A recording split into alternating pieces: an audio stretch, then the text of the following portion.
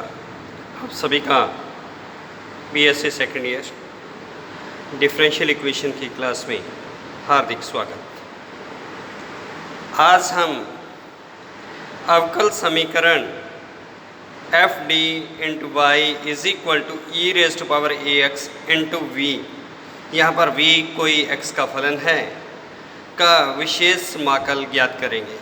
यानी कि अगर राइट हैंड साइड आपकी एक्सपोनेंशियल फंक्शन और into any function of x हो तो उसका पर्टिकुलर इंटीग्रल कैसे ज्ञात किया जाएगा। तो पर्टिकुलर इंटीग्रल ज्ञात करने के लिए P I is equal to 1/f(d) into e raise to power a x into v, जो अनदर फंक्शन ऑफ x है। तो सबसे पहले आपने क्या करना है, d को replace d by D plus ए।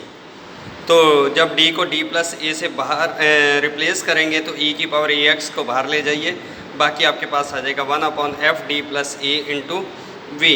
और 1/f(d plus A into we, अगर तो ये एक्सपोनेंशियल फॉर्म है, पॉलिनोमियल है, फिर तो आप इसे लिखेंगे 1 + -5d की पावर -1 इंटू वी, और उस तरीके से सॉल्व करेंगे। और अगर यह ट्रिग्नोमेट्रिक फॉर्म है sin x या cos x तो रिप्लेस d² बाई -a², और उसके बाद जिस तरीके से ट्रिग्नोमेट्रिक फंक्शंस को सॉल्व किया जाता था तब हम उस तरीके से इसे आगे सॉल्व करेंगे। आप एक न्यूमेरिकल की हेल्प से देखिए।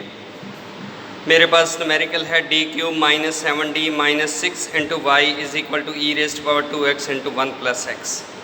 तो आपने ऑक्सिलरी इक्वेशन लिखी m³ - 7m - 6 is equal to 0, solve किया और इसके फैक्टर्स आ गए m इज इक्वल टू -1 -2 और 3। तो आपने पूरक फलन कम्प्लीमेंट्री फंक्शन लिखा c1 e की power -x plus c2 e की power -2x plus c3 e की power 3x। Particular integral 1/f(d) d³ - 7d - 6 into e raise to power 2x into 1 + x। तो ऑक्सिलरी इक्वेशन के जो आपने ऊपर factor किए हुए हैं वही लिख दिए, 1/d + 1 d - 3d + 2 e की पावर 2x इंटू 1 + x। तो हर d को अपने क्या रिप्लेस करेंगे, d + a कितना है 2, तो रिप्लेसिंग d बाई d + 2, तो अपने पास क्या बनेगा, e की पावर 2x बाहर चला जाएगा तो 1/d + 2 + 1 यानी कि d + 3 हो जाएगा ये। उसके बाद d + 2 + 2 और d + 2 - 3 इंटू 1 + x, e की power 2x as it is. इसे आपने सॉल्व किया तो ये बना 1/d + 3 d + 4 d - 1 + x। तो अपने इन सभी को क्या है 1 + d की फॉर्म में लिखते हैं। तो जैसे d + 3 है, 3 कॉमन लिया तो ये क्या बन जाएगा 1 + d बाई 3। d + 4 में से 4 कॉमन लेंगे तो ये बन जाएगा 1 + d बाई 4, और d - 1 में से -1 कॉमन लेंगे तो ये 1 - d। तो ये पूरे को सॉल्व करेंगे तो e की power 2x as it is -1/12 1 - d की पावर -1 1 + d बाई 4 की पावर -1 1 + d बाई 3 की पावर -1 ऑफ 1 + x। तो ये ज़रूरी नहीं आपने कौन सा पहले लिखना फैक्टर, जैसे मर्जी लिख सकते हैं। तो -e की power 2x/12 1 - d as it is 1 + d by 4 की पावर -1 एज इट इज़, और 1 + x की पावर -1 हो तो वो क्या होता है 1 - x + x² and so on. तो ये बना 1 - d by 3 + d² by 9 and so on into 1 + x।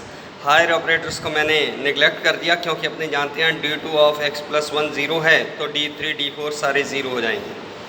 तो ये कितना बन गया -e की पावर 2x/12 1 - d की पावर -1 1 - d बाई 4। अब 1 को 1 + x से मल्टीप्लाई किया तो 1 + x -1/3 as it is differential of 1 + x, 1 का 0 x का 1 तो -1/3 d2 0 हो जाएगा। तो इस तरीके से -e की पावर 2x/12 1 - d की पावर -1, इसके फिर से फैक्टर करेंगे 1 - d बाई 4 बन जाएगी फैक्टर, क्योंकि d2 ऑफ 1 + x -1/3 का 0 हो जाता है।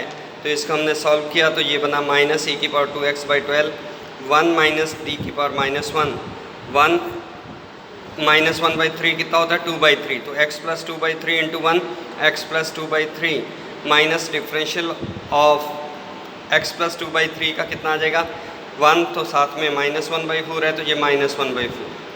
इसके बाद फिर से 1 - d की पावर -1 को मैंने एक्सपेंड किया है 1 + d + d²।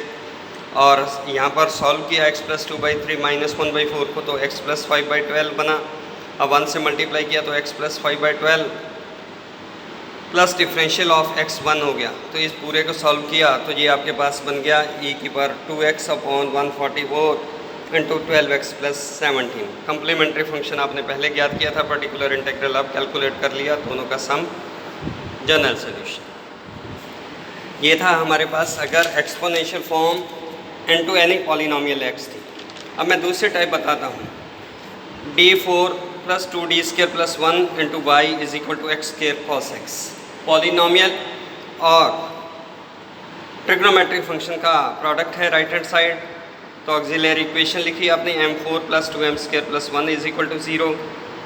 फैक्टर की a प्लस b का होल स्क्वायर बन रहा है, तो m² प्लस 1 का स्क्वायर इज इक्वल टू 0, तो m is equal to plus minus iota repeated complex roots. पूरक फलन c1 plus x c2 into cos beta x, beta 1 है, plus c3 plus x c4 sine beta x, और particular integral 1/d² plus 1 का whole square x square cos x। अब क्योंकि ये trigonometric function है तो cos x को मैंने लिखा रियल पार्ट ऑफ e की पावर आयोटा x, तो ये हो गया real part of 1/d² plus 1 का स्क्वायर x स्क्वायर e की power iota x। Replacing d by d plus a की जगह आयोटा है, तो ये आ गया आपके पास e की पावर आयोटा x बाहर चला गया, 1/d प्लस आयोटा का square plus 1 as it is का whole square x square, real part of e की पावर आयोटा x। अब d² प्लस 2 आयोटा d बनाइए, d² प्लस आयोटा स्क्वायर कितना होता है -1 प्लस 1 कैंसिल हो जाता है, प्लस 2d आयोटा, तो d² प्लस 2d आयोटा का whole square into x square. तो यहाँ से 2 आयोटा d, क्योंकि मैं क्या लिखना है इसको 1 प्लस 5d की फॉर्म में लिखना चाहता हूँ, तो 2 आयोटा d मैंने कॉमन ले लिया, अगर कांस्टेंट है तो कांस्टेंट लेना है, फिर उसके बाद जो मिनिमम पावर है d की उसे कॉमन, तो 1/2 आयोटा d कॉमन ले लिया, ऊपर स्क्वायर था, तो ये कितना बन गया 1/2 आयोटा d का स्क्वायर, और नीचे क्या हो गया 1 प्लस d/2 आयोटा की पावर -2 x स्क्वायर। तो रियल पार्ट ऑफ e की पावर आयोटा x, 2 का square 4 iota square means -1 d² का d², तो -1/4 d², और ये बना आपके पास 1 प्लस x की पावर -m हो तो 1 -mx plus -m -1 2x square and so on, तो ये बना 1 -2 इंटू d/2 आयोटा प्लस -2 -1 -3 हो गया अपॉन फैक्टोरियल 2 x स्क्वायर की जगह d/2 आयोटा का square and so on off x square. तो इस सारे को हमने सॉल्व कर लिया, क्योंकि 1 इंटू x स्क्वायर 2 से 2 कैंसिल, तो -1 आयोटा -1 आयोटा को आयोटा से ऊपर नीचे मल्टीप्लाई किया, तो ये हो गया प्लस आयोटा, और differential of x square 2x, -2 से 2 कैंसिल, तो -3/4 d² ऑफ x स्क्वायर कितना हो गया 2। तो ये अब क्या है आपने पास रियल पार्ट ऑफ e की power iota x into -1/d², 1/d² means integration, तो डबल इंटीग्रेशन करेंगे, x स्क्वायर का इंटीग्रेशन करेंगे, एक बार x³/3, सेकेंड टाइम करेंगे x⁴/12 प्लस 2 आयोटा x²/2, और उसके बाद फिर से करेंगे तो x³/3, तो x³/6 इंटू 2 है तो x³/3 हो गया, -3/4 d² ऑफ x स्क्वायर कितना हो गया 2।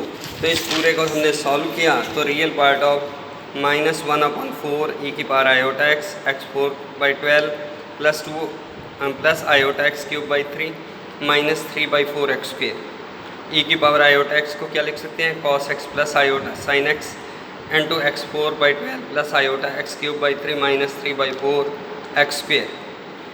अब हमें रियल पार्ट चाहिए, तो रियल पार्ट कौन सा होगा जो बिना आयोटा का होगा -1/4, तो cos x को x⁴/12 से मल्टीप्लाई किया, ये बिना आयोटा रहता है तो x⁴/12 cos x। इसी प्रकार से cos x को -3/4 x स्क्वायर से मल्टीप्लाई किया तो -3/4 x स्क्वायर cos x, और iota sin x into iota x³/3, तो आयोटा स्क्वायर हो गया, आयोटा स्क्वायर -1 होता है तो -x³/3 sin x। तो ये बिना आयोटा के टर्म्स हैं, हमें क्योंकि रियल पार्ट ही लिखना था तो हमने वो टर्म्स लिख दी, तो -1/4, तो cos x फर्स्ट दो पदों में से कॉमन, तो x⁴/12 -3/4 x square cos x -x³/3 sin x। मैंने अंदर ब्रैकेट के अंदर 12 एलसीएम आ गया, तो ये आ गया आपके पास particular integral -1/48 x4 - 9x² cos x -4x³ sin x। Complementary function आपने पहले ज्ञात किया था, दोनों का सम जनरल सोल्यूशन। तो कुछ प्रैक्टिस के लिए क्वेश्चंस हैं, तो आपने इनको सॉल्व करना है। और जो लास्ट वाला है वो है cos hyperbolic x into cos x। तो अपने पास e की पावर x इंटू वी की टाइप बताई है, तो इसलिए मैंने क्या किया, cos हाइपरबोलिक x को लिख दिया e की पावर x प्लस e की पावर -x/2। उसके बाद सॉल्व करेंगे तो रिज़ल्ट आ जाएगा। धन्यवाद।